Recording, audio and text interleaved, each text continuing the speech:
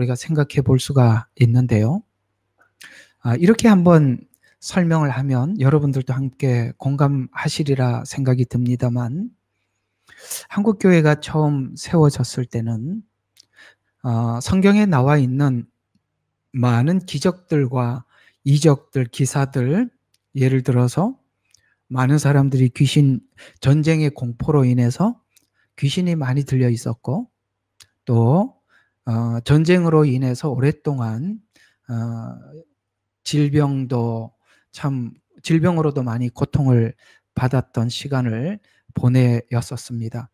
그래서 아시다시피 우리 초창기에 한국 기독교의 이름 있는 목사님들의 이야기를 그분들의 사역을 대략 보면 많은 분들이 부흥회를 통해서 많은 분들에게 또 이렇게 병 고치는 역사, 그다음에 귀신을 쫓는 역사, 그런 종들이 절실하게 필요했던 시기가 아마 한국교회가 처음 시작될 무렵에 그랬던 것 같습니다.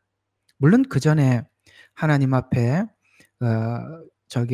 일제치하 때나 6.25 동란 때는 그런 분들보다는 하나님 앞에 그 말씀의 지조를 지키고 그 다음에 자기 신앙을 굽히지 않고 마지막 순교의 길까지도 마다하지 않고 걸어가셨던 그런 분들을 통해서 교회를 지켜오셨고, 그 다음에 그런 동란이나 많은 전쟁으로 인해서 고통을 받고 난 이후에는 치유와 기적과 이런 일들로 인해서 또 한국교회가 거기에 많이 필요했었고요. 그 다음 하나님께서 움직인 역사가 뭐냐라고 봤을 때 보면, 이제 하나님께서 성경의 눈을 여시기 위해서 한동안 한국교회는 성경 공부를 아주 열심히 한 적이 있으시죠. 아마 여러분들 지난날 계속 교회를 다녀보셨던 분들이라면 제가 하는 말을 함께 공감하리라 생각이 듭니다.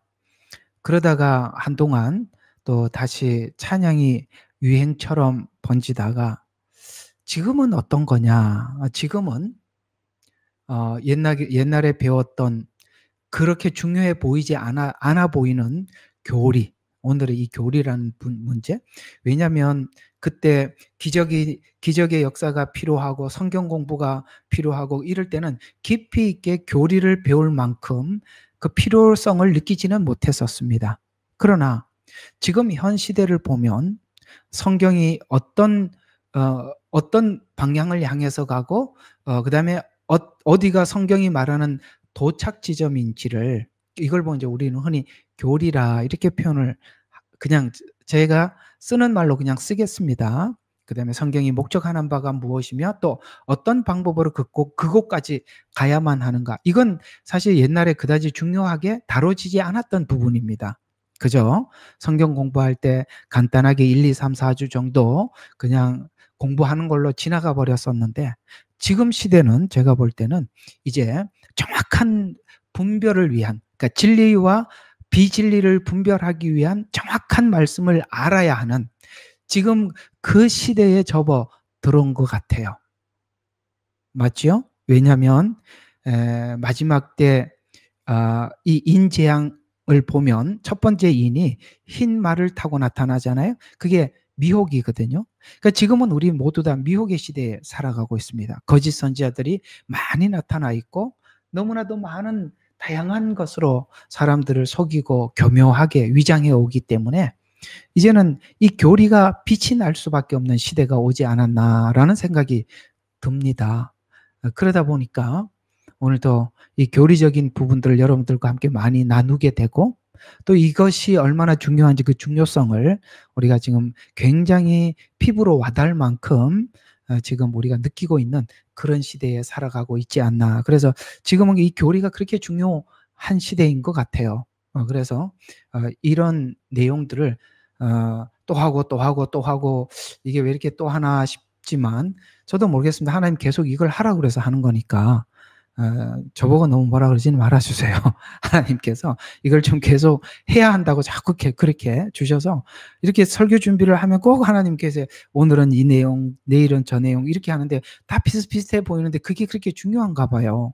그렇게 계속 하는 거니까 계속 하더라도 하나님께서 계속 하라고 할 때는 '아 중요하니까 그런가 보다.'라고 생각하고 함께 들어 주셨으면 감사하겠습니다.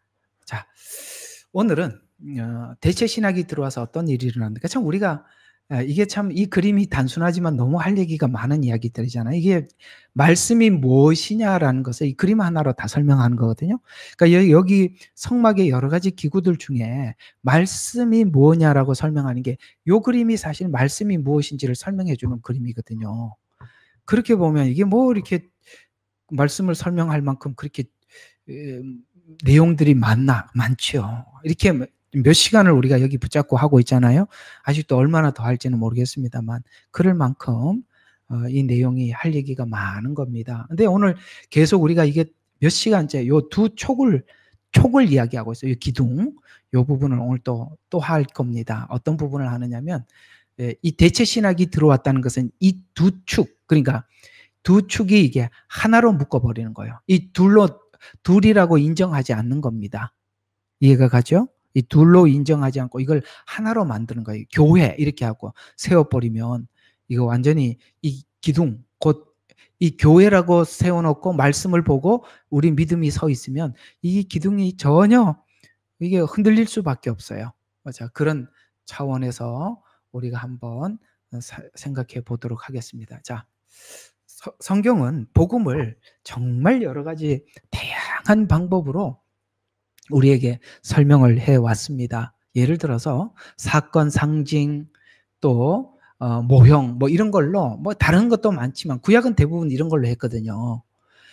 자, 그러면은 이제 이런 거죠. 사건으로 설명한 복음 많지만 그냥 굵은 부분만 좀 정해서 보면은 출애굽이 구원이 무엇인가를 설명하는 부분이지 않습니까? 그죠? 우리가 어떻게 칭의를 얻게 되었나라는 부분입니다. 그건 100% 하나님의 은혜입니다. 거기에 이스라엘 백성들이 애굽 사람들을 가서 쳐 죽인 적도 없고 홍해를 가르느라고 애를 쓴 적도 없고 이 모든 것들은 하나님이 보내준 모세를 통해서 홍해까지 건너는 일을 하게 되죠. 우리가 구원을 받는데 우리 행위는 아무것도 없습니다. 우리 공로도 없고요.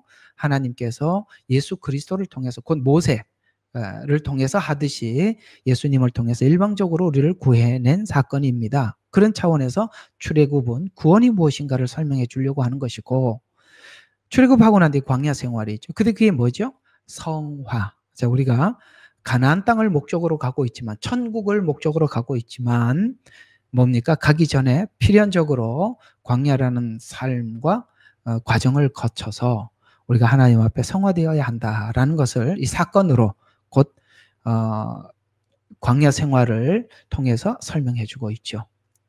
이제 가나안 땅에 들어갔던 이야기는 좀 빼고 그다음에 이게 참 큰 사건이 하나가 있는데 구약 성경의 3분의 1 이상을 차지할 만큼 광범위한 주제가 또 바벨론 포로 사건입니다. 그게 예언서 안에 전부 다 포함되어 있는 이야기이기도 하죠. 이건 뭡니까? 하나님은 죄의 심판이지만 그것은 이스라엘 백성들 우리가 이제 성경을 가지고 다 알고 있으니까 그렇죠? 다 알고 있으니까 이스라엘 백성들 관점에서 보면 하나님 앞에 죄에 대한 심판이지만 실제 그 심판이 이스라엘 백성들의 성화로 이어져 있는 사건이었다라고 우리가 이해하고 있죠. 그럼 거기까지 알고 계시죠? 이건 분명히 심판은 맞아요. 이스라엘 백성들이 죄 때문에 심판을 받았던 일이지만 그 심판이 심판 정도로 끝나는 것이 아니라 도리어 이 바벨론에서 성화되어서 하나님 앞에 더욱더 정화되어서 갔다. 이걸 보면은 로마서에 보면 그리스도 예수 안에는 정죄함이 없나니 물론 그것은 정죄가 맞았습니다. 그러나 그 정죄 자체가 목적이 아니라 성화가 목적이었기 때문에 정죄함이 없나니 이렇게 이야기하는 것입니다. 자, 그래서 바벨론 포로기를 우리가 이해할 수가 있습니다. 이건 이제 다 사건으로 복음을 설명한 부분이라면 또 상징으로 설명한 복음이 있습니다. 성막, 노뱀, 뭐 예를 들어서 이런 얘기들이라는 거죠. 많이 있지만 우리 다양한 이야기도 많이 있지만 우리가 전체가 알고 있는 이야기로 보면 성막이 그랬죠. 지금 우리가 성막을 그렇게 공부하고 있잖아요. 이게 뭡니까? 구원에. 근데 이 성막이 포함하고 있는 분량이 굉장히 많아요. 왜냐하면 모세오경 안에 모세오경을 보면은 아브라함 이야기가 전체가 12장부터 24장인가 한 14장 정도를 할애할 겁니다. 근데요, 모세오경 전체로 보면 성막 이야기가 장장 50장을 차지하고 있습니다. 몇 장? 50장. 너무 중요한, 아브라함 이야기보다 훨씬 중요하다는 거죠. 그렇게 많은 분량을 차지하고 있다는 것은 성막은 많은 내용을 담고 있다는 뜻이 되는데, 거기에 구원의 과정, 성화와 하나님의 임재, 이 전체를 담고 있어서 이야기는 너무나도 많습니다. 근데 성막만 있는 게 아니라 성막과 관련된 제사도 있을 거, 절기도 있을 거, 그렇게 다 합하면 50장이 넘는다는 거예요. 굉장히 많죠. 그러면 사실 모세오경은 대부분이 성막 이야기가 주류라고 해도 과언은 아니죠. 오경 안에 50장을 차지하고 있으니까 많은 의미를 담았기 때문에 그렇습니다. 노뱀도 불뱀과 노뱀 대조를 하죠. 죄를 지어서 불뱀에 물려 죽었지만 노뱀은 쳐다보면서 하는 거죠. 예수님께서 이 노뱀을 정확히 비유로 말씀하셨죠. 너희가 노뱀을 쳐다보듯이 나를 바라보는 자는 구원을 받는다. 이렇게 노뱀 이야기를 정확하게 예수님 자신도 자신이 그 노뱀과 같은 십자가에 죽으셔서 그들이 쳐다봄으로, 예수님을 믿음으로 같은 이야기입니다. 왜 쳐다본다는 이야기를 하는가? 그런 이야기죠. 그래서 노뱀 이야기도 하나의 십자가를 설명하는 중요한 상징성을 가지고 있죠. 어린 양 이야기도 6월절 어린 양, 우리 너무나도 잘 아는 예수 그리스도에 관한 제사의 중심이 되는 것이죠. 마른 뼈 환상, 에스겔서에 나오는 것도 똑같죠. 예수님 십자가에 죽으셔서 성령님이 오시죠. 성령님이 오셔서 뭡니까? 성령님이 오셔서 인간의 죽음이 부활로, 회복으로 이렇게 이어지게 된다라는 뜻을 마른 뼈 환상을 통해서 말씀을 하죠. 뭐 제사 절기 이런 것들은 뭐 말할 것도 없죠. 이게 다 상징성, 상징을 가지고 하는 것. 그다음에 모형으로 설명한 복음, 오늘 우리가 계속 배우고 있는 바로 이 성막이기도 합니다. 자, 그러면 이런 모든 구원과 하나님의 임재와 하나님의 일하심과 이 모든 것을 우리에게 전해 주려면 그 전해 주어야 할 전달자가 필요하지요. 자, 오늘 여기 이 두 촉을 보시면 이런 이야기가 되는 겁니다. 자, 모든 것을 전달하는 자가 누구죠? 이스라엘. 이스라엘이 이걸 전달을 했고, 전달받는 자가 누굽니까?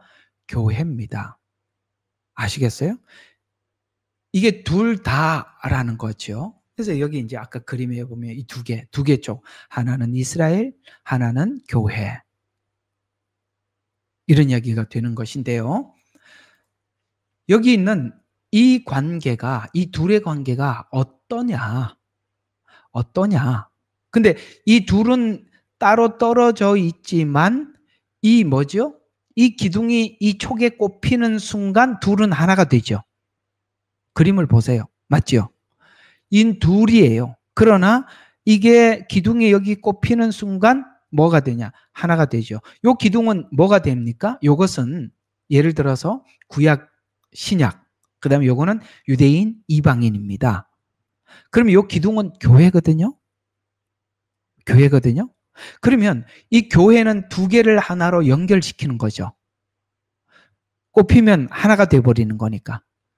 그 이야기가 이 이야기입니다. 자, 이 그림을 보면서 이 이야기를 한번 봐요. 야, 이제 이 그림과 함께 보니까 에베소서 2장 말씀이 이 말씀이구나 하고 확인하게 되는 겁니다. 제가 그렇게 공부할 때 열심히 듣기도 하지만 한쪽으로는 계속 쓰시면서 들으셔야 돼요. 자, 한번 보십시다. 에베소서 2장 14절과 18절.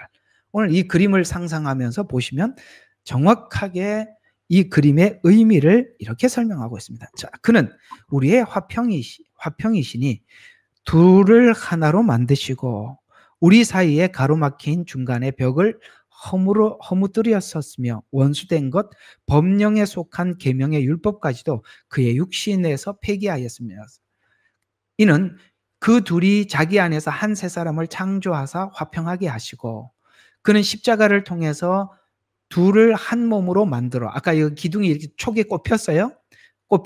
그래서 한 몸으로 만들어 하나님과 화해하도록 함이며 그 십자가로 원수된 것을 죽이려 함이라. 또 먼데 또 오셔서 멀리 떨어져 있던 이게 이방인이죠. 너희와 가까이 있던 우리에게 화평을 전하였느니라. 이는 그를 통하여 우리 둘이 한 성령으로, 자, 그림. 우리 둘이, 자, 우리들 유대인과 이방인 둘이 한 성령으로, 요 촉이 꼽혔죠. 한 성령으로 하나님께 나아가게 하려 함이라. 이게 한 세 사람이죠. 이 그림하고 이걸 보니까 이게 과연 이 그림 안에서 이야기를, 이 그림을 통해서 오늘 에베소서 2장 14절과 18절이 이렇게 설명이 되는구나 하는 게 신비롭지 않으세요? 저는 신비롭습니다. 그래서 예수님이 오셔서 실제는 요 두 촉이지만 하나로 만드셨다는 거예요. 분명히 나누어져 있어요. 여기 이렇게 붙어 있지 않아요. 나누어져 있어요. 유대인과 이방인은 따로 구약과 신약이 나누어져야 돼요. 예언과 성취는 나누어져 있는데 그게 둘이 예수님이 오셔서 탁 연결이 돼서 하나가 됐다. 그래서 한 세 사람. 그걸 보고 우리 흔히 말하는 one new man 이렇게 표현하는 표현이기도 하지요. 그래서 이 둘이 하나가 되어서 어떻게 됐느냐. 19절부터 22절 좀 더 봐요. 그러므로 자, 이게 이제 예수님이 오셔서 두 촉을 딱 꼽는 바람에 무슨 일이 생겼냐. 그러므로 이제부터는 너희는 더 이상 나그네 타국인도 아니요 오히려 성도들과 같은 시민이며 하나님의 가족이 되었다. 너희는 사도와 선지자의 기초. 야, 그러면 한번 이 촉 봐요. 한쪽은 뭡니까? 구약은 선지자, 한쪽은 사도. 그럼 왜 성경은 그러면 이렇게 선지자 그러면 구약, 신약, 그럼 사도 그러면 신약 이렇게 생각 맞아요.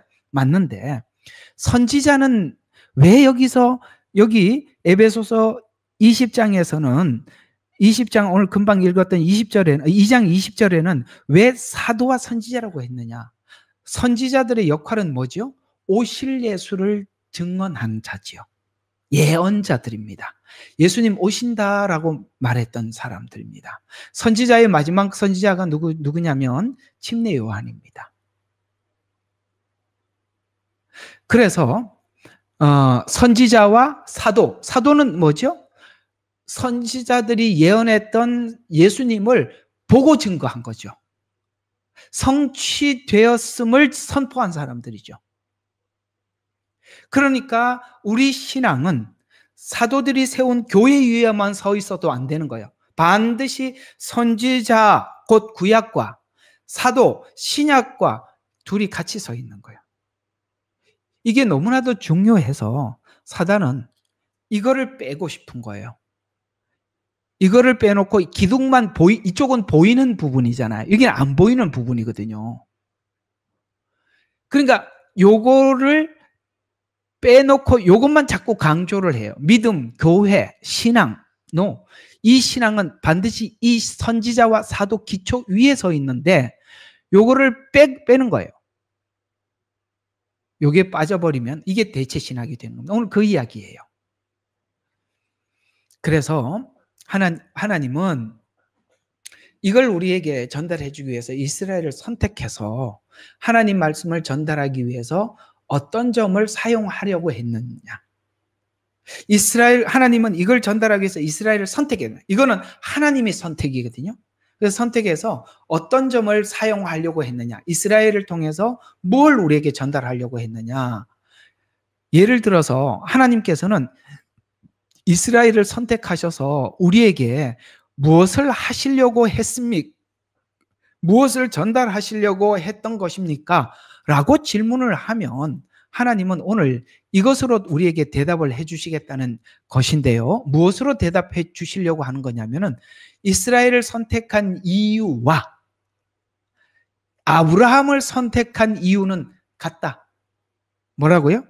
아브라함을 선택한 이유와 이스라엘을 선택한 이유는 같다. 그러면 이스라엘을 선택해서 우리 이방인에게 뭘 전해주려고 하는 것입니까? 라는 이유를 아브라함, 이스라엘 전체에서 찾으려면 너무 방대하니까 아브라함이라는 한 인물을 통해서 찾으면 이스라엘 선택한 이유가 바로 이거구나 하고 금방 알 수가 있는데, 그런 것처럼 한번 이스라엘을 통해서 선택한 이유가 무엇인지를 아브라함과 이스라엘을 선택한 이유가 뭔지 한번 살펴봅시다. 자, 그러면 첫 번째, 이스라엘을 선택한 이유가 뭐냐면 하나님의 주권적 선택이 어떤 것인지 알려주고 싶은 거예요.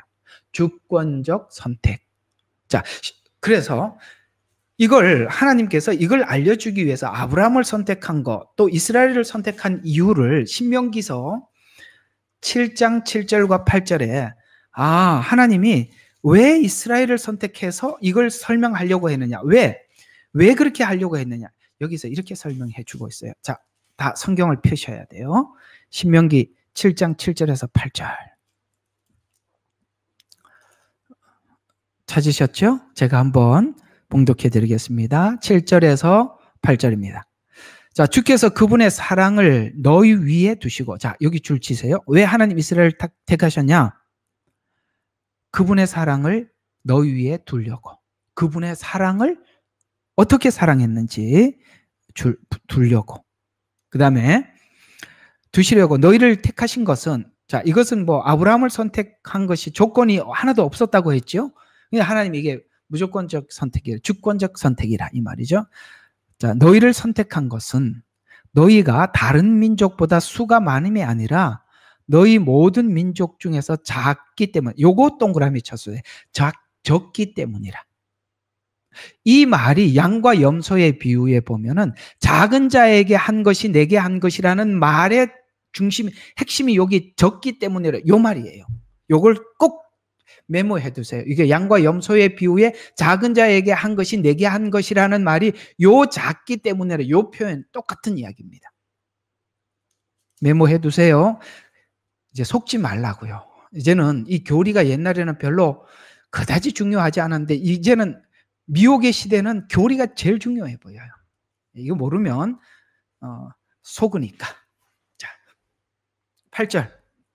그러나 주께서 너희를 사랑하셨고 너희 조상에게 맹세하신 그분께서 지키고자 하셨기 때문에 주께서 너희를 능하신 손으로 인도하여 내셨으며, 자, 하나님께서 이끌어내자 이집트 바로 왕의 종의 집에서 너희를 구속하였다. 아셨어요? 밑에 거는 빼고 그냥 여기까지만 보면 아브라함을 선택한 거나 이스라엘도 하나님의 주권적인 선택이다. 그건 뭐냐? 주권이라고 표현했을 때는 이스라엘에게 조건이 없으면 은혜죠. 그러니까 은혜로 선택했다는 것을 알리기 위해서, 이는 어떤 공로나 자격 때문에 아니라 하나님의 언약을 어떻게 약속하고, 잘 들어요. 하나님은 인류에게 어떻게 약속을 했으며 그 다음에 그 약속을 어떻게 이루시는지를 이스라엘의 전 생애를 통해서 모든 인류에게 알리기 위해서 그들을 주권적으로 택했다는 거예요. 아브라함을 선택해서 구원이 하나님의 어떤 선택에 의해서 어떻게 믿음이 자라가며 믿음에 목적하는 지점이, 하나님이 원하는 목적의 지점이 어딘지를, 그 전체를 설명하기 위해서 아브라함을 선택했고, 그걸 온 인류도 똑같은 방식으로 똑같이 이스라엘을 선택하고 아브라함을 선택한 것처럼 그런 방식으로 믿음을 줘서 그렇게 하시려고. 그래서 성경에 보면 우리는 영적 아브라함의 후손이라는 말은 똑같다는 거예요. 아브라함이 했던 방식과 똑같은 방식으로 우리에게 그 믿음까지 주시기를 위해서 우리를 선택했다라고 이야기를 하는 겁니다. 그렇듯이 아브라함을 불러서 약속을 했잖아요. 약속을 하고 약속을 이루기까지 아브라함이 좀 뒤집어지기는 한이 있더라도 하나님이 그 언약을 끝까지 지키셔서 결국에서는 그 언약을 완성한 것처럼 이스라엘 백성 전체 시나리오, 역사 전체, 이스라엘 전체의 역사를 통해서도 우리 온 인류에게 알려주셨다. 그래서 우리는 하나님이 어떤 분이십니까? 어떻게 약속하시고 어떻게 성취하십니까를 뭘 통해서 성경을 통해서 알죠. 그러나 사실은 성경은 이스라엘 역사죠. 이스라엘 역사는 하나님이 우리 인류에게 어떻게 일하시나를 알려주는 것이죠. 세상 사람들은 성경을 보면 야, 우리나라 역사도 배우기 힘드는데 왜 이스라엘 역사를 배우려 하냐 이렇게 생각하지만 우리는 이게 이스라엘 역사를 배우는 게 아니라 하나님이 인간에게 어떻게 하시나 이렇게 보기 위해서 본다 이 말입니다. 그걸 우리에게 알려줘야 되니까 작은 이스라엘을 선택해서 온 인류에게 하나님이 어떠하심을 알려주기 위함이다. 그래서 주권적 선택이 어떻게 선택을 해서 어떻게 믿음을 주고 그러는지 알려줘. 그래서 이스라엘 백성들이 이걸 다 줬다는 거예요. 아까 읽었던 로마서 하나님께서 뭘 주셨다 그랬어요? 이스라엘에게는 뭐가 있어요? 언약이 있고 그 다음에 아까 어디 있어요? 자, 9장 4절에 보면은 그들은 이스라엘인데 그들에게는 뭐가 있어요? 계속 했던 거 어떻게 양자가 되는지 영광이 어떻게 하나님의 언약이 어떻게 이루어져요? 율법을 주어서 우리에게 뭘 가르쳐? 이렇게 섬김과 약속 이런 것들을 전부 나열해 주었다 이 말입니다. 그러면 그건 이스라엘과의 약속인데 교회를 통해서 딱 하나로 묶어주시면 아까 촉이 딱 꼽혔잖아요. 예수 그리스도를 통해서 하나로 묶어서 이스라엘의 언약이 이방인에게도 그대로 흘러오도록 그래서 둘이 하나가 돼 한 세 사람이 돼서 하나님 앞에 나가게 하기 위해서 교회를 세우셨다. 교회는 바로 그거라는 거예요. 자, 그 다음에 또 이스라엘에게는 율법이 있다고 그랬습니다. 그래서 하나님이 이스라엘에게는 율법을 줘서 율법과 은혜의 상호작용, 율법은 이런 역할을 하고 그 다음에 은혜는 이런 역할을 한다는 것을 이스라엘을 선택해서 가르쳐 주셨다. 로마서 3장 20절에서 24절. 우리 이제 이미 설교했던 부분입니다. 20절부터 보시면 그러므로 율법의 행위로는 그분 앞에 의롭게 될 육체가 없나니 이는 율법을 통해서 죄를 깨다. 그렇구나. 율법을 통해서 죄를 그거 이스라엘에게 뭐냐면 하나님께서 율법을 주고 율법에 어긋나면은 그냥 넘어가지 않고 반드시 심판을 하시잖아요. 그래서 죄를 깨닫게 하는 거예요. 죄를 그냥 넘어가지 않는다. 죄는 하나님 반드시 심판한다. 이거 알리기 위해서 이스라엘에게는 율법을 정확하게 적용시켜서 잘못할 때마다 분명하게 심판하시더라. 그건 뭡니까? 죄인은 하나님 앞에 반드시 심판받는다. 이걸 알려주기 위해서 율법을 이스라엘에게 적용을 시켰다는 거예요. 그 이스라엘은 하나님의 본보기죠. 자, 그 다음에 믿음의 본보기로 삼기 위해서 이스라엘을 선택했다. 창세기 15장 6절. 이거 우리 요즘 엄청나게 설교 때마다 15장 무진장 했던 15장 또 한번 봅시다. 다시 보자 15장 다시 보자 15장 이 15장이 그렇게 중요한지 몰랐지요. 자, 여기 15장 6절에 보면 이렇게 이야기해요. 아브라함이 주를 믿으니 주께서 그것을 의로 여기시다. 믿어서 의롭게. 근데 이제 앞으로 좀 설명을 하겠습니다만 여기 지금 완전하지 않는데 하나님이 의로 여겨주셨어요. 그죠? 그러면 한번 봐요.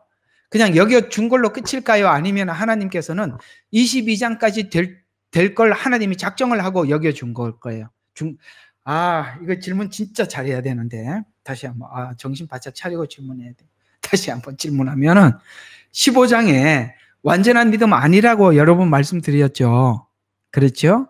그런데 하나님은 의로 여겨줬다면 그도 의로워야 되잖아요. 여겨주는 걸로 끝나면 안 되잖아요. 근데 하나님은 여기서 의로 여겨주셨잖아요. 그러면 보세요. 하나님이 22장에 가서 그런 완전한 믿음을 갖기까지 하나님은 이미 그 아브라함을 인도하여서 그 믿음을 가질 때까지 인도하기로 이미 하나님이 예정하시고 여겨주신 거예요. 진심으로 오늘 아브라함이 하나님을 믿으니라는 요 표현이 입으로만 떠들어대는 거짓말의 믿음이 아닙니다. 아브라함이. 요게 사람들이 놓치는 부분인데, 믿어서 의롭게 됐어요, 끝! 이게 아니라 아브라함의 여기 이 믿음은 진심이 담겨 있고 전부가 담겨 있는 것입니다. 그 진심의 믿음 위에 하나님은 아브라함을 인도하셔서 결국에는 22장의 완전한 믿음이 될 때까지 쭉 간다 이 말이에요. 그래서 15장의 이것이 그냥 입으로만 떠들어대는 믿습니다가 아니라는 거예요. 로마서에 보면 마음으로 믿어 의에 이르고, 여기 보니까 15장 6절, 창세기 15장의 6절을 보세요. 자, 로마서에서는 마음으로 믿어 의에 이른다 그랬어요. 그러면 봐요. 주께서 믿으니 주께서 그것을 의로 여기셨더라라는 이 말을 로마서에 마음으로 믿어 의에 이르렀다는 말과 연결을 시켜보면, 아브라함이 주를 믿으니는 이 말은 무슨 뜻이죠? 마음으로 진심으로 믿었다는 거예요. 로마서대로 정확히 연결시키면. 여기서 사람들이 우리 사람이 듣는 거는 다 속을 수 있어요. 그죠? 믿습니다가 마음으로 안 믿고 그냥 천국 가려고 믿습니다, 이렇게 한 것과 하나님 앞에 진심으로 믿었으니라는 그건 하나님만이 아는 부분이라 이 말이에요. 그래서 진심으로 마음으로 믿은 사람은 자기가 앞으로 실수를 하더라도 하나님을 계속 붙잡아요. 왜? 여기 이 고백이 가짜가 아니거든요. 여러분과 제 신앙생활 속에서 쭉 함께 따라온 게 뭐냐면, 하나님께서 내가 하나님 앞에 믿음이라는 고백을 했을 때 이 고백이 지금까지 여러분과 저의 삶 속에 진짜 거짓 고백은 아니었다는 거예요. 우리가 넘어지고 실패하고 부끄럽더라도 그 믿었던 하나님을 계속 붙잡아 나가는 것이 오늘 15장에 진짜 하나님을 믿었던 사람은 오는 거예요. 자, 예를 들어서 우리 한번 봅시다. 애들을 정말 고칠 게 많아서 혼내줘요. 그러면 맞을 때는 아파가지고 맞을 때는 막 괴롭고 막 그렇게 하더라도, 이분이 진짜 나를 사랑하는 내 어머니요, 내 아버지라고 믿는 사람은 맞고 난 뒤에도 품에 안기는 게 정상이죠. 오늘 여기 아브라함의 15장 6절에 있는 이 고백은 그냥 말로만 믿습니다가 아니라 이 말이에요. 왜요? 자기가 실수하고 난 뒤에도 어떻게 합니까? 하나님 앞에 계속 올인하잖아요. 여기 있는 이게 마음으로 믿어서 의에 이른 겁니다. 그 다음에 그 사람은 입으로 시인하는 데까지 간다 이 말이에요. 입으로 시인하는 것은, 아브라함이 입으로 어떻게 시인을 했냐면 22장에 이삭을 드리는 것이 시인하는 거예요. 그러면 로마서에서 마음으로 믿어 의에 이르렀다는 말은 오늘 아브라함대로 하면 15장 6절이고, 입으로 시인했다는 말은 22장이거든요. 왜냐하면 로마서는 로마에 보내는 서신이에요. 여러분 아시다시피 로마에 있는 기독교인들은 상상할 수 없는 핍박을 받았습니다. 자기가 그리스도인이라고 고백하는 순간 사자밥이 될 수도 있고, 아시죠? 콜로세움의 모든 사람의 구경거리가 되었어요. 죽음의 구경거리가 되었다고요. 시인하는 순간. 오늘 22장에도 아브라함이 그 믿음을 시인하는 것입니다. 여기 이 마음으로 믿어라는 이 부분은 사람은 깜빡 속을 수 있어요. 믿습니까? 그러면 네, 믿습니다. 그게 어떤 시인인지는 우리는 모르지만 하나님은 아시는 거죠. 그래서 진정한 신앙 안에는 거짓이 없는 거예요. 그래서 믿음의 본보기. 그래서 아브라함이 믿어서 의롭다는 것은 마음으로 믿은 것이다. 그래서 이스라엘 역시 믿음으로 하나님의 언약 안에서 서야 한다는 메시지를 담아서 모든 민족이 믿음으로 구원받는 길을 아브라함을 통해서 이스라엘 전체 역사를 통해서 배운다 이 말입니다. 그게 갈라디아서죠. 갈라디아서 3장. 사실 여러분들이 지금 이 배우고 있는 이 부분이 계속 배우신 분들이야 크게 어렵지 않을 수 있으시지만 최근에 들어오셔서 시작하신 분들은 어려울 수 있습니다. 그러나 제가 여러분 최소한 3개월만 지나면 귀가 열리니까 그때까지 그저 여러분들이 예습하고 복습하고 애는 쓰십시오. 그러면 반드시 점점 깊어져 갑니다. 점점 더. 여기 누가 점점 더, 참 제목이 좋아요. 점점 더 깊어갑니다. 이게 지금 이렇게 연결시키는 것이 참 얘기 그만하고 딴 데로 새지 말고, 자 3장 7절에서 9절 한번 봅시다. 이런 이야기가 나오죠. 그 이러므로 너희는 믿음으로 난 사람들이 아브라함의 자손임을 알라. 지금 아브라함을 선택해서 믿음이 무엇인지 설명을 하고, 이것이 믿음으로 난 사람들은 아브라함처럼 이렇게 자라가는구나. 이렇게 믿음의 정상에 서는구나. 그래서 너희 믿음으로 난 사람은 아브라함의 자손임을 알라. 성경은 하나님께서 이방인들을 믿음으로 말미암아 의롭게 하실 것을 미리 보고 먼저 아브라함에게 복음 전파기를, 아시겠어요? 샘플로 미리. 그래서 전파기를 내 안에서 모든 민족이 복을 받으리라 라고 했다는 거예요. 지금 유대인들이 이해하기로는 자기들은 혈통적 아브라함의 후손이라고 생각해서 영적 후손이라고 생각을 하는데, 아니요. 성경은 아브라함과 같은 영적 후손을 이야기한 겁니다. 그래서 하늘의 별이라고 한 거예요. 자, 그러므로 믿음으로 난 사람들은 믿음이 있는 아브라함과 아까 더불어 이 그림 다시 올라가 봐야 돼요. 아브라함의 후손들은 아브라함과 더불어 둘이 더불어 꼽혀서 이 더불어민주당이 이 성경에 있는 이 더불어를 가지고 간 거예요. 왜 이런 걸 기분 나쁘게 가지고 왔는지 모르겠어요. 이 더불어, 볼 때마다 이렇게 귀한 말들을 그런 데서 쓰고 있어요. 자, 그래서 이스라엘을 선택한 이유는 모든 민족에게 구원을 베푸시는 통로로 하나님 쓰시기 위함이다. 자, 창세기 12장 3절부터 더불어 이게 하나님께서 아브라함에게 처음부터 그렇게 약속을 하셨고, 그 약속이 이스라엘은 한 민족을 통해서 계속 확장해서 점진적으로 계시해 주셨던 것입니다. 우리 너무나도 많이 알고 있고 잘 외우는 성경 구절이지만 오늘 이 말씀을 여러분들과 함께 배우면서 한 번 더 하나님 앞에 찬양하고 기뻐하는 마음으로 이 구절을 한번 읽어보겠습니다. 시작. 너를 축복하는 자에게 내가 복을 주고 너를 저주하는 자를 저주하리라. 내 안에서 땅의 모든 족속들이 복을 받을 것이니라. 자, 보세요. 이걸 가지고 자, 일단은 좀 교정을 참 할 게 많아요. 너를 축복하는 자 복을 받고, 이걸 가지고 이 말이 좀 이따 설명해. 원래 무슨 뜻인지 설명해 줄게. 근데 이걸 가지고 뭐라고 하냐면 이스라엘을 축복하면 복을 받고, 이렇게 또 써먹고 앉아 있어요. 이렇게 복음에 무지한 거예요. 물론 이 이야기가 뒤에 따로 나옵니다. 그러나 이 본문은 그 얘기가 아니에요. 그럼 여러분들 복을 받으면 아브라함 축복합니다, 이스라엘 축복합니다. 그럼 복 받나요? 원래 그 얘기가 아니라 지금 12장에서 이런 이야기예요. 하나님이 이스라엘을, 이 이야기, 오늘 이야기하고 딱 이 3절 진짜 정확하게 해석해 드릴게요.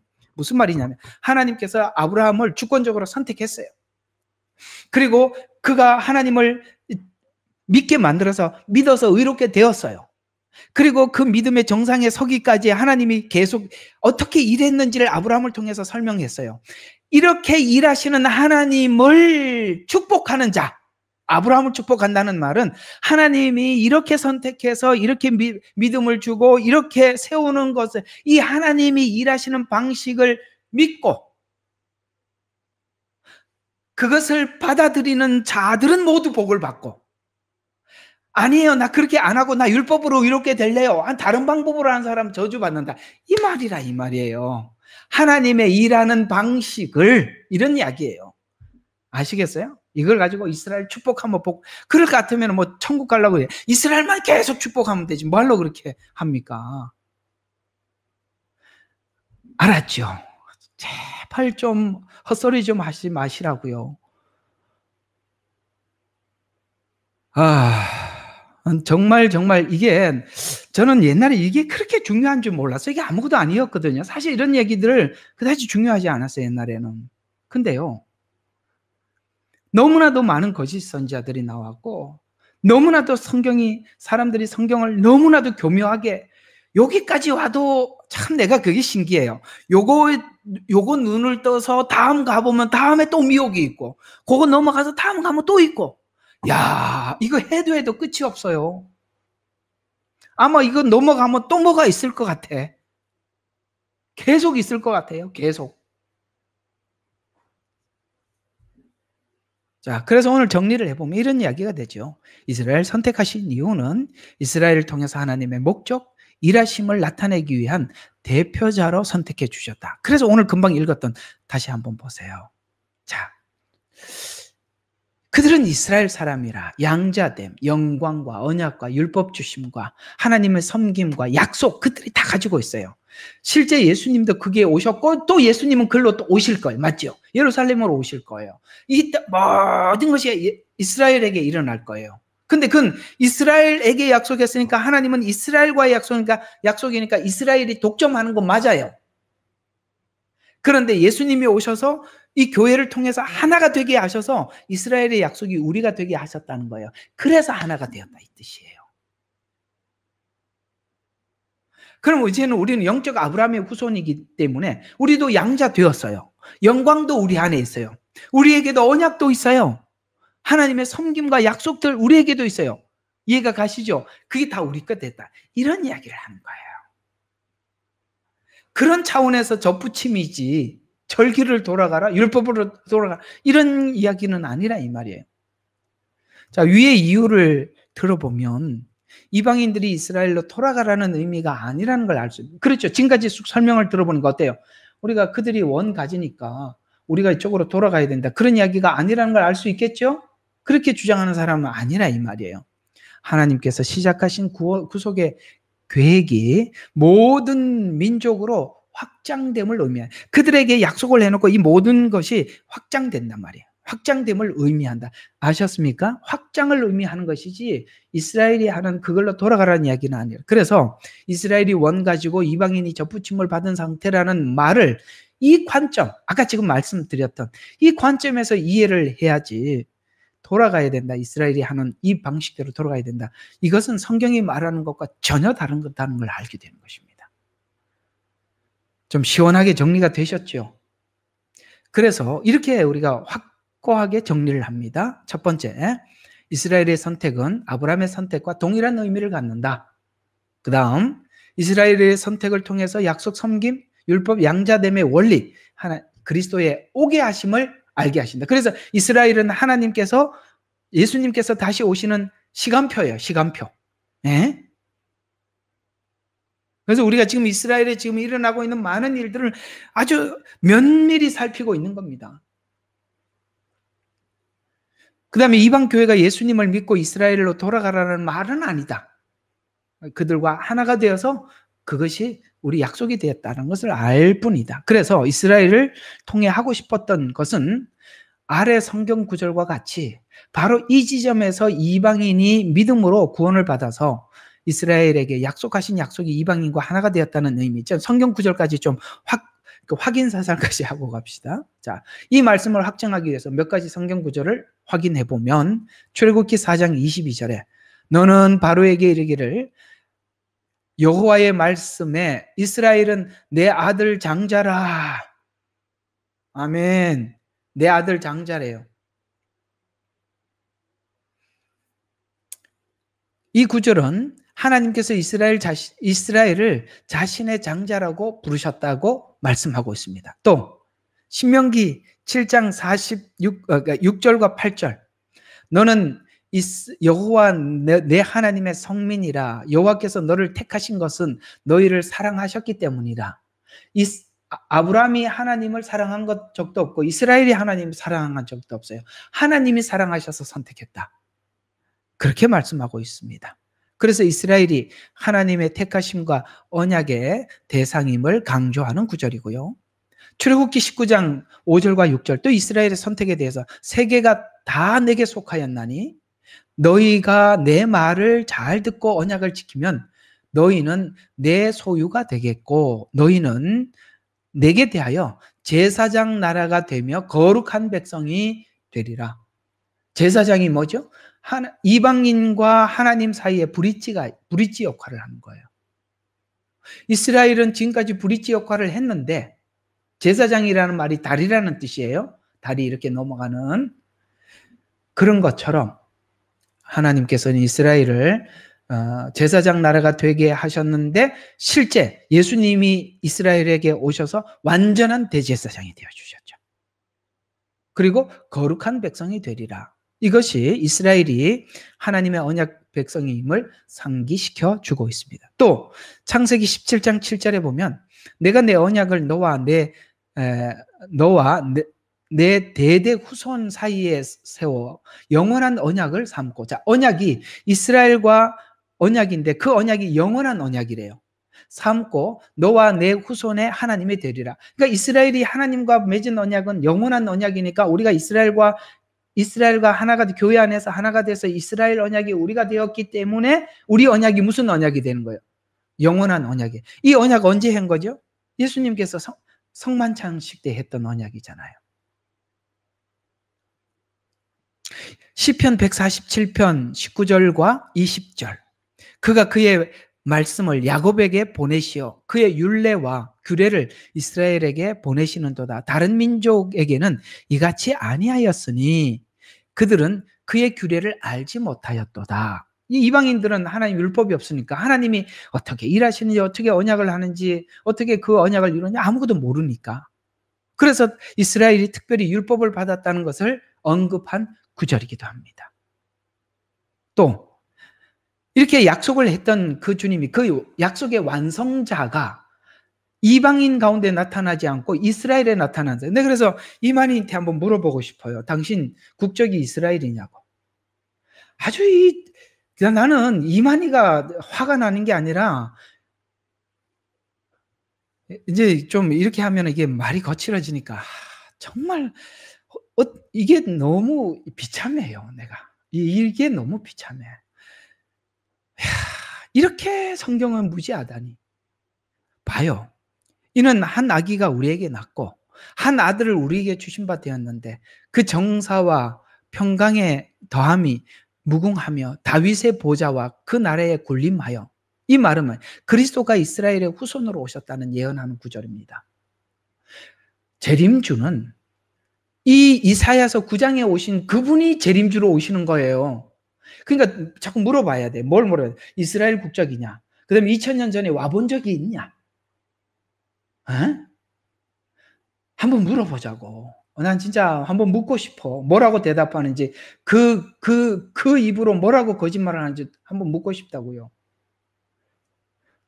근데 참 이런 거짓말을 믿고 따라가는 사람이 더 화가 나요. 갈라디아서 3장 16절.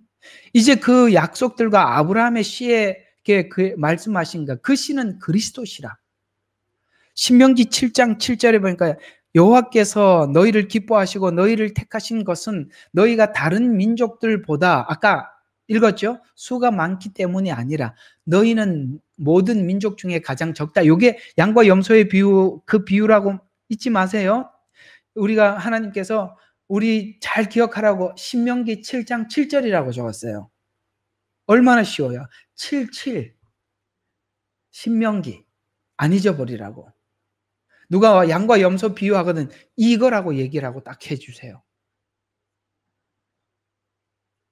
이스라엘을 선택한 이유와 목적이 아까 분명히 이스라엘에게 있어요. 그 모든 게. 근데 이게 대체가 되면 일어나는 수많은 심각한 문제들이 무엇이 있나, 여기까지 설명을 하고, 자 보세요. 이 주체를 바꿔놓으면, 그러니까 언약의 주체 이스라엘, 이걸 놓으면 어떤 일이 일어나느냐면 예언서를 해석할 수 없어요. 왜냐하면 예언 당사자가 없어져 버렸으니까 예언서를 해석할 수 없게 되고, 예언서를 해석하지 않으면 어떤 문제가 생기냐면 초림 구원자 예수가 바뀌어. 그래서 지금 이단들이 자기가 예수라는 거야. 대체 신학 때문에 이단자들이 자기가 예수라는 말을 할 수 있는 거예요. 그건 누가 이렇게 기초를 깔아놨냐? 교회가 깔아놨다고요. 교회가. 응? 구원자가 바뀌어요. 두 번째, 초림 구원자가 바뀌면 재림 메시아가 바뀐다고요. 그렇게 막 바꿔도 몰라. 대체 신학이니까. 예수님 말고 이만희가 대체해놨잖아. 안산홍이가 대체해놨잖아요. 문선명이가 대체. 근데 이상하게 이 자기가 예수라고 얘기하는 사람이 대한민국에 제일 많다는데, 대한민국이 제일 많다는 말은 역설적으로 뭔지 아세요? 그만큼 한국 성도들이 만만하다는 얘기입니다.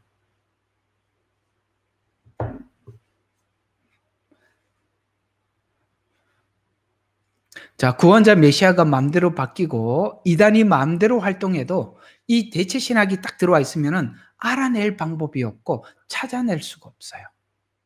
이스라엘에 대한 예언들이 교회로 옮겨지면 원래 예언의 대상과 목적이 왜곡됩니다. 예언의 주체가 이스라엘인데 이스라엘이 없어지면 예언서를 해석할 수 없게 돼요. 그래서 제가 그러죠. 요한계시록의 14만 4천을 어떻게 이해하느냐, 두 증인을 어떻게 푸느냐, 그 다음에 그 해 입은 여자를 어떻게 푸느냐, 요 세 가지가 전부 다 이스라엘이거든요. 여기서 어떻게 푸느냐 보면 이 사람이 대체 신학으로 풀었는지 진짜 성경으로 풀었는지 그것만 물어보면 많이 질문할 것도 없어요. 14만 4천이 신구약 교회 구원받는 전체라 그러면 그건 대체 신학으로 대입시켜서 푼 거예요. 해 입은 여자가 이스라엘이 아니고 교회라 그러면 그 사람도 대체 신학으로 계시록을 푼 거예요. 두 증인 중에 하나는 이스라엘이 분명합니다. 거기서 이스라엘이 빠지면 그 사람도 되죠. 그러니까 세 개만 물어보면 돼. 많이 물어볼 것도 없어요. 아시겠어요? 그 세 개 중에 이스라엘이 빠져버린 그 사람은 지금 대체 신학으로 요한계시록을 해석한 거기 때문에 그거는 그대로 싸서 그대로 쓰레기통에 버리면 보지 마세요. 그 보면 안 돼. 어디로 버리라? 쓰레기통 중에서 제일 지저분한 데 버리는 데다 버리라고. 다시는 보지 마세요. 괜히 하는 말이 아닙니다. 그래서 예언의 주체가 이스라엘 예언서는 무조건 잘못 해석하게 되고 대체 신학으로 예언서를 해석하면 무조건 해석이 틀리게 돼요. 특히 예언하는 이스라엘을 삭제해 재림 때 중요한 역할을 하게 될 이스라엘의 역할을 보지 못해요. 제일 중요한 건 마지막 때 이스라엘이 엄청난 역할을 하거든요. 원래 초림 때도 이스라엘이 역할을 엄청나게, 12사도가 전부 다 이스라엘이에요. 엄청난 역할. 너희는 가서 이 말을, 그때 이 말을 들은 사람이 누구예요? 여기 이방인 아무도 없었어요. 그 다 제자들이에요. 너희는 가서 모든 족속으로 제자를 삼고, 이거 지금 예수님이 제자들, 이스라엘 사람들에게 한 말이에요. 마찬가지로 그들이 전한 복음을 가지고 온 이방인들이 주님 앞에 돌아오고 구원을 받듯이 마지막 때도 이스라엘 역할은 굉장히 중요하게 나타나는 것입니다. 그래서 이스라엘 마지막 때 주자가 이스라엘이라는 걸 놓치게 된다 이 말이에요. 그런데 우리는 영적 이스라엘이 아까 촉 봤죠. 둘이 하나가 됐다고. 그 마지막 때는 이스라엘만 그 역할을 하는 게 아니라 교회가 함께 그 일을 하는 거예요. 그래서 둘이에요. 저는 두 증인이 그렇게 봐요. 두 사람이 아니라 이스라엘만 계속 증언을 했는데 이제는 그 이스라엘과 하나가 된 교회가 같이 증언하는 거예요. 그래서 이스라엘을 삭제해 재림 때 중요한 역할을 하게 될 이스라엘의 역할을 보지 못하게 하고 계시록이 증거하고자 하는 부흥기를 보지 못하게 해요. 계시록 해석을 하지 못하게 합니다. 계명을 받은 자, 성경에 보면은 뭐라고 나옵니까? 요한계시록에는 두 인물이 계속 나와요. 하나는 뭐예요? 여호와의 계명을 가진 자. 누구죠? 이스라엘. 그 다음에 예수의 증거를 가진 자, 누구죠? 사도들을 중심으로 한 이방 교회를 이야기하는 거예요. 이 둘을 계속 설명을 해왔다고요. 계명을 지키는 자, 예수의 증거를 가진 자. 오케이? 이 두 축이, 이게 두 증인이에요. 제가 볼 때는 그렇게 보입니다. 그래서 이 예언을 부정하게 되며 마지막 때 이스라엘의 역할로 인한 이방교회가 다시 회복되는 것을 부정하게. 그래서 이게 대체신학으로 풀면 7년 전에 휴거하고 교회 시대는 끝났다. 이렇게 계속 풀어가는 거예요. 그런 건 다 이게 쓰레기통에 다시 꺼내지 못하도록 아주 확실하게 버려야 돼. 된장, 고추장 묻혀가지고, 냄새나서 꺼내지도 못하게. 젓갈에다 묻혀가지고.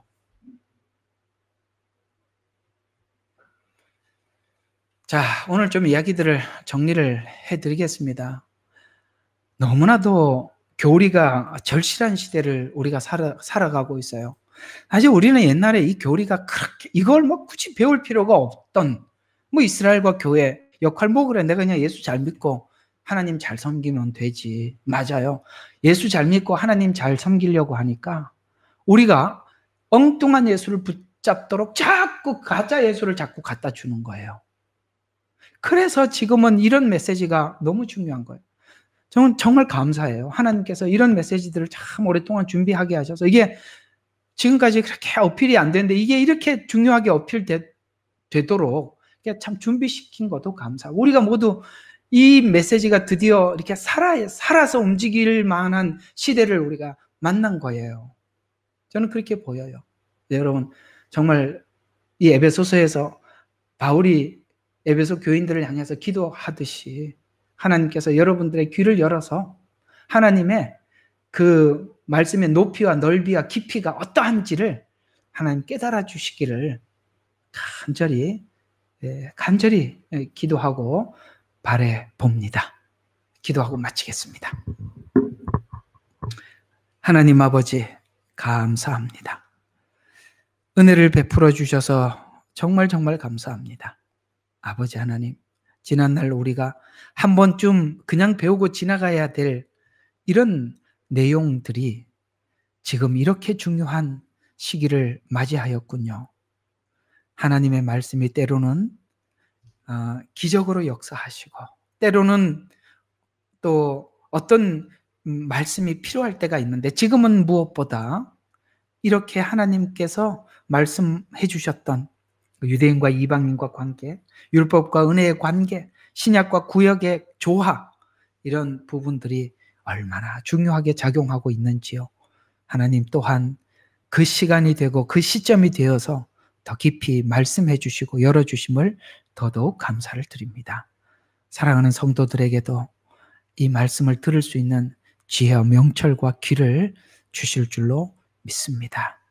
어느 곳에도 미혹되지 않도록 저들을 꼭 십자가의 은혜 안에 붙들어 주시옵소서. 예수님 이름으로 기도드렸습니다. 아멘. 예레미야의 눈물은 시대에 맞는 말씀 선포와 변질되지 않은 순수 복음을 외치고 있습니다. 함께 연결되어 하나님께 예배드리며 이 마지막 때에 하나님께 쓰임받길 원하시는 분은 카카오 채널로 연락 주시면 연락드리도록 하겠습니다. 고정 댓글에 채널 경고와 착제에 대비한 예비 채널과 제2채널 링크를 올렸습니다. 이 채널 또한 구독 부탁드리겠습니다. 감사합니다. 우리는 역사상 가장 중요한 시점을 지나고 있습니다. 하나님께서는 하나님의 일을 하시기 전에 사람을 준비시키셨음을 우리가 알고 있습니다. 하나님 말씀은 마지막 때에 대추수, 대부흥의 때가 있다고 분명히 예언하고 있습니다. 아멘. 하나님의 말씀이 그대로 성취될 것을 믿습니다. 예레미야 눈물은 잠자는 교회와 영혼을 깨우기 위해 노력하고 있습니다. 이 가슴 뛰는 일에 함께 하길 원하시는 분은 카카오 채널로 연락 주시기 바랍니다. 당신은 위대한 하나님의 사람입니다.